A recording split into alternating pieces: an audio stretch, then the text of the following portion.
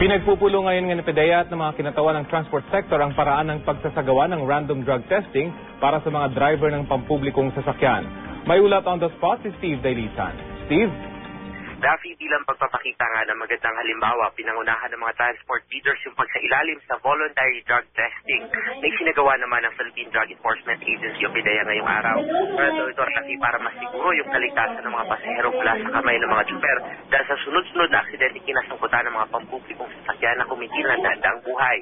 Nagkakaisa itong mga operators traffic na sa lalong madaling panahon ay gawin na yung surprise random drug testing sa kanilang driver dahil pati daw nila na meron din namanong lulong sa pinagbabaol na gamot. Ang ilan naman ay gumagamit daw ng pinagbabaol na droga para manatiling gising sa malayo ang biyahe.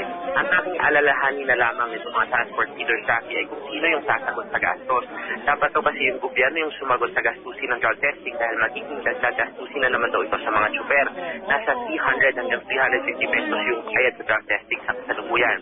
At kung ipipilit naman daw ng mga operators na ipasa yung gastusin sa kanila, yung sa Metro Manila Bus Operators o IMBOA ay tiyak makadaragdag din daw ito sa pasahe ng mga pasahero. Pero ang FEDUDAP ni Jenny Marana nagsabi naman na imbes urine ay gawing blood testing dahil anya may mga paraan daw na ginagawa para madali itong lusutan. Pero ayon sa PDEA, itong urine test pa rin yung mas tiyak at epektibong paraan ng drug testing. Matagal daw ang retention ng droga sa ihi na nasa 5 to 7 days habang sa dugo ay 1 hanggang 2 araw lamang. Bukas na ilalabas itong resulta ng drug testing sa mga operators at inaasahang bago matapos ang araw na ito ay mapaplanch na rin yung guidelines para sa voluntary random drug testing naman sa mga tsuper. Yan muna ang pinakasaryong balita mula pa rin sa Quezon City, Balisera. Maraming salamat, Steve Dailisan.